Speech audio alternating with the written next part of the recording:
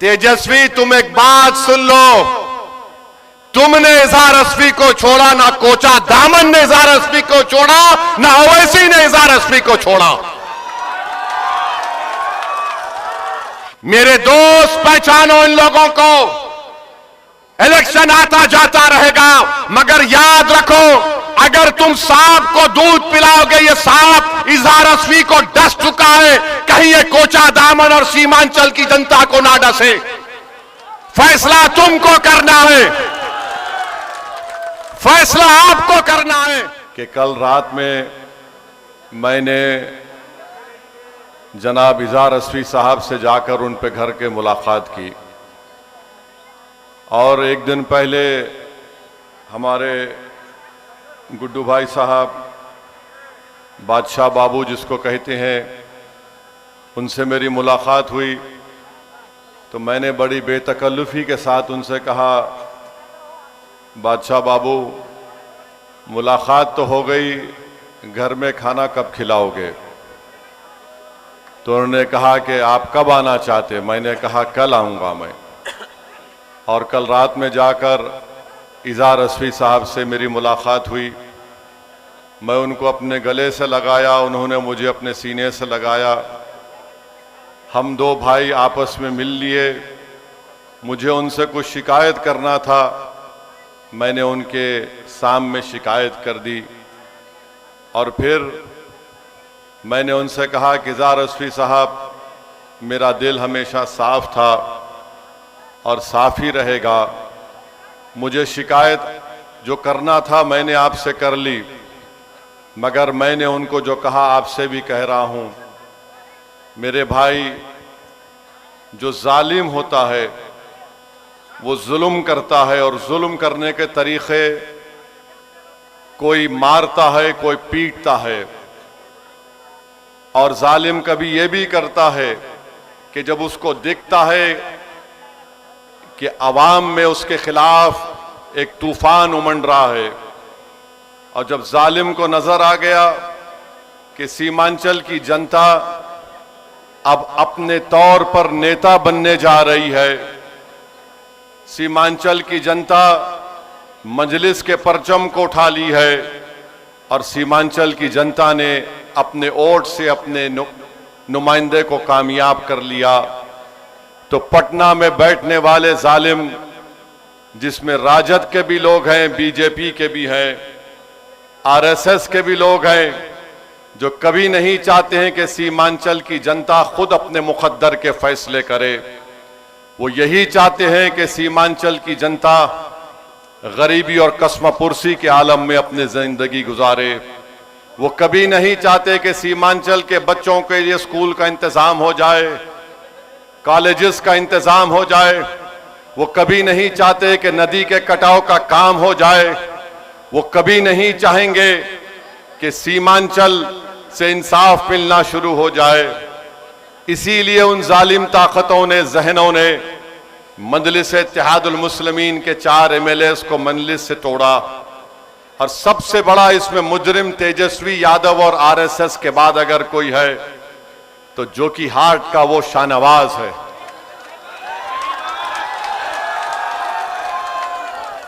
इसने पैसे लिए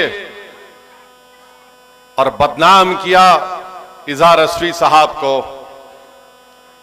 ये मिनिस्टर बन गया और बदनाम किया सीमांचल की जनता को।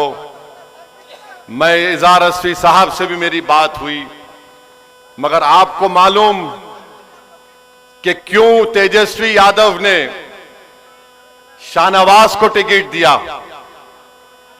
और इजहार अस्फी साहब को क्यों नहीं दिया, रुकनुद्दीन को क्यों नहीं दिया, अंजर नईमी को क्यों नहीं दिया, और यहां से ऐसे आदमी को टिकट दिया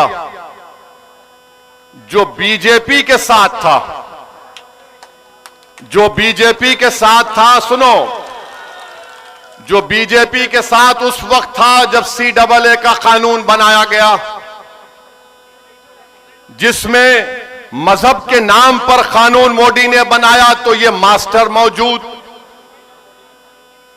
ट्रिपल तलाक का गलत कानून शरीयत के खिलाफ बनाया गया। ये मौजूद बुलडोजर चला, लोग के घर तोड़े गए, पूरे भारत में नफरत की फिजा पैदा कर दी गई। तब भी मास्टर मौजूद जेडीयू में बीजेपी के साथ, तो क्यों दिया मास्टर को यहां पर और क्यों दिया शाहनवाज को जो कि हाट में, और इन तीनों को क्यों नहीं दिया? मैं बताता हूं, सुनो। क्योंकि तेजस्वी ने देखा कि इजहार असफी में जहर नहीं है, इजहार असफी में जहर नहीं है, तो तेजस्वी ने महसूस किया कि ज्यादा जहर सबसे ज्यादा अगर किसी में है तो उस शख्स में है जो बीजेपी के साथ था। समझा आपने? जिसके पास ज्यादा जहर था तो जहरीले को टिकट दिया, और जिसके पास कोई जहर नहीं था उसको धोखा देकर खंजर मार दिया। शाहनवाज के पास बहुत जहर था तो कहा तू मेरा जानशीन है, तू मेरे साथ रहेगा। यानी इब्लीस भी यही देखता है। इब्लीस किसको चुनता अपना एजेंट? जो निफाक पैदा करता है, जो इत्तेहाद को तोड़ता है। तो इसीलिए यहां से मास्टर को दिया, वहां से शाहनवाज को दिया, और इजहार असफी को जाना कि नहीं, ये इसके दिल में आज भी मजलिस से मोहब्बत है, ये सीमांचल का तड़प लेकर जीता है, ये कोचा दामन में दलालों को हुकूमत करने नहीं दिया, ये मजलिस को छोड़ा, मगर इजहार असफी ने कोचा दामन में दलालों की हुकूमत को बंद कर दिया, दलालों को भगा दिया। तो तेजस्वी ने सोचा कि अब कोचा दामन से मोदी के चेले को लाकर टिकट दिया जाएगा, ताकि मोदी का भी काम हो और फिर दलालों का राज दोबारा कोचा दामन में आ जाए। बचाओ, बताओ कोचा दामन की जनता, बताओ बिलासपुर की जनता, तुम दलालों को साथ दोगे या तुम एक साफ सुथरे नौजवान का साथ दोगे? आपको फैसला करना है। आप दलालों का साथ तो नहीं देंगे ना? अगर नहीं देंगे तो फिर याद रखो, पूरी ताकत के साथ आपको 11 तारीख के दिन अपना वोट डालना पड़ेगा। आप जहर को खत्म करोगे या जहर का इजाफा करोगे? आप जो जिंदगी मोदी के साथ गुजार दिया बीजेपी में, उसका साथ दोगे? किसका साथ दोगे आप बताओ? गुड्डू बाबू खड़े हुए हैं, इनका वीडियो देखा मैं, ये अपने परिवार के साथ रो रहे थे। देखकर मैं भी जज्बाती हो गया कि तेजस्वी को जरूरत थी इजहार असफी की, इस्तेमाल करके खंजर मारकर छोड़ दिया।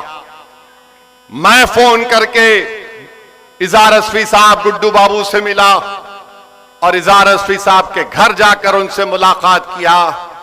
तेजस्वी, तुम एक बात सुन लो, तुमने इजहार असफी को छोड़ा, ना कोचा दामन ने इजहार असफी को छोड़ा, ना ओवैसी ने इजहार असफी को छोड़ा। हमेशा हम इजहार असफी का साथ देंगे। कल जब घर से निकल रहा था तो मैंने कहा, हाजी साहब अब तुमको कहीं जाने नहीं दूंगा मैं, अब तुमको मेरे साथ रखूंगा हाजी साहब, और अगर मैं दुनिया से जाऊंगा हाजी साहब तो तुम्हारे कंधे पर तुम मेरा जनाजा लेकर जाना। अब यहां से कोई रास्ता नहीं हाजी साहब। तो इजहार असफी साहब ने कहा कि बिल्कुल सही है, हमको धोखा दिया और हमको इस्तेमाल किया। तो मेरे अजीज दोस्तों और बुजुर्गों, पहचानो इन लोगों को, उनको टिकट देते हैं जो ट्रिपल तलाक के वक्त, CAA के कानून के वक्त बुलडोजर चल रहा है, एनकाउंटर हो रहा है, तमाम मुल्क में मस्जिदों पर हमले हो रहे हैं, केसेस बुक हो रहे हैं। ऐसे आदमी को लाकर तेजस्वी ने अपना टिकट दिया है। सोच समझ कर कोचा दामन की जनता अपना वोट का इस्तेमाल करना, और ये कोचा दामन मजलिस का है और हमेशा रहेगा इंशाअल्लाह ताला। पिछले पार्लियामेंट के चुनाव में आपने अख्तरुल ईमान को, मंजलिस को 65,490 वोट दिए। 5 साल पहले मंजलिस के उम्मीदवार जनाब इजहार असफी साहब को आपने 79,890 वोट दिया था। तो पार्लियामेंट में भी यहां से अख्तरुल ईमान को लीड आई, असेंबली में भी मंजलिस को लीड आई। मास्टर इंशाअल्लाह तू हारेगा। कोचा दामन की जनता दलालों को हराएगी। कोचा दामन की जनता रुश्वत लेने वालों को कभी माफ और कबूल नहीं करेगी।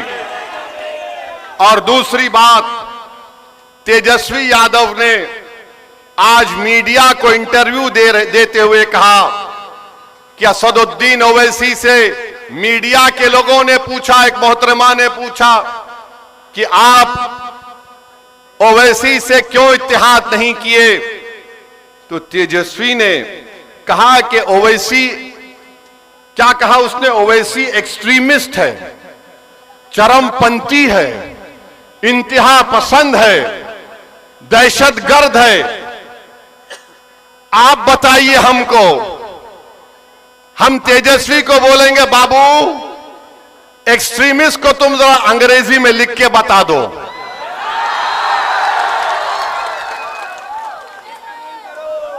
हमको एक्सट्रीमिस्ट बोलता है, नहीं सुनिए, हमको एक्सट्रीमिस्ट क्यों बोलता है?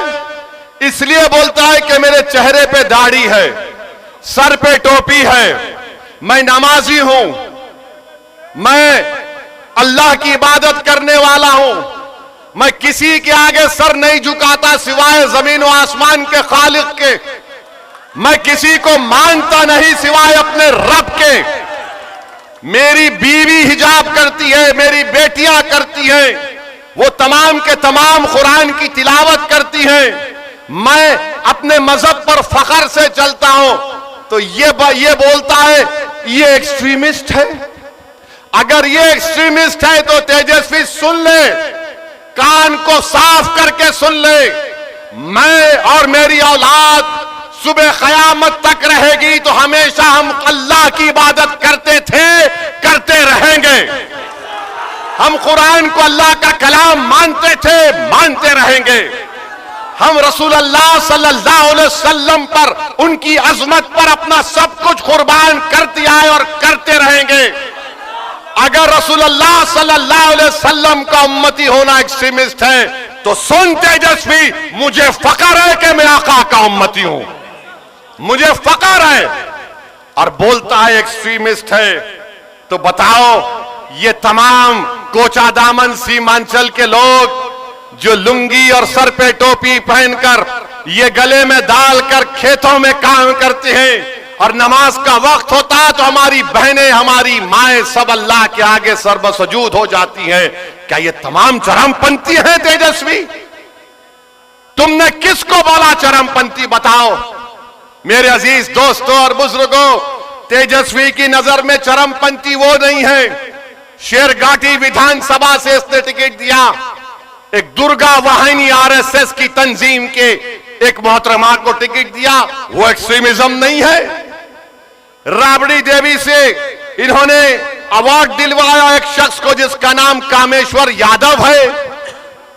कामेश्वर यादव वो है नौजवानों, आज से 35 साल पहले भागलपुर में फसाद हुआ था, जहां पर तुम्हारे बुजुर्गों को काट कर खेतों में डाल दिया गया था और उनकी लाशों को दफनाया भी नहीं गया था, तो उनकी लाशों के ऊपर फूल गोभी उग गई थी।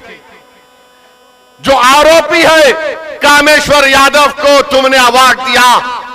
बताओ, मैं एक्सट्रीमिस्ट हूं, मैं चरमपंथी हूं, मैं दहशतगर्द हूं? और फिर मेरे अजीज दोस्तों और बुजुर्गों, आपको याद होगा 2023 में रेलवे पुलिस ने ट्रेन में एक कांस्टेबल ने 3 लोगों को नाम पूछकर गोली मार दी। एक मधुबनी के असगर अब्बास अली साहब थे। तेजस्वी, तुम्हारा एक बयान बताओ, असगर अली अब्बास की मौत जो एक रेलवे के पुलिस कांस्टेबल ने नाम पूछकर मारी थी। मरने वाले में असगर अली अब्बास अली मधुबनी का था, मरने वाले में हैदराबाद का था। तुम मुझे चरमपंथी और दहशतगर्द कहते हो तेजस्वी, हमने क्या किया मरने वाले के लिए? माजिद हुसैन एमएलए के हल्के का वो बेचारा मजलूम था, उसकी लाश को हैदराबाद मंगवाया। हमारे कॉरपोरेटर बंबई जाकर उसकी लाश को हैदराबाद लाए। हमने सरकार से उस मरने वाले के लिए पैसे दिलवाए, उसकी बेवा के लिए 35 लाख का गवर्नमेंट का एक फ्लैट दिलवाया। अरे तेजस्वी, तुम मरने वाले अब्बास अली मधुबनी के ताल्लुक से तुम एक लफ्ज नहीं बोलते और बोलते ओवैसी एक्सट्रीमिस्ट चरमपंथी आतंकवादी है। याद रखो, तुम्हारे इस तरह के बयानबाजियों से कई लोग, मुसलमान बच्चे जेलों में आज सड़ रहे हैं। सुनो, कोचा दामन और सीमांचल और बिहार की जनता जो 14% रहकर वजीर आला बनना चाहता है, यह उसकी सोच है कि जिसके सर पे टोपी और दाढ़ी है उसको चरमपंथी कहता है, आतंकवादी कहता है। बताओ इस तेजस्वी में और मोदी में अब क्या फर्क बाकी रहा? बताओ क्या फर्क बाकी रहा? ये सबको बोलेगा जिसके चेहरे पे दाढ़ी देखेगा, जिसके चेहरे पे टोपी देखेगा, कुर्ता पैजामा देखेगा, बोलेगा ये चरमपंथी है। मेरे दोस्त, पहचानो इन लोगों को। इलेक्शन आता जाता रहेगा, मगर याद रखो, अगर तुम सांप को दूध पिलाओगे, ये सांप इजहार असफी को डस चुका है, कहीं ये कोचा दामन और सीमांचल की जनता को ना डसे। फैसला तुमको करना है, फैसला आपको करना है।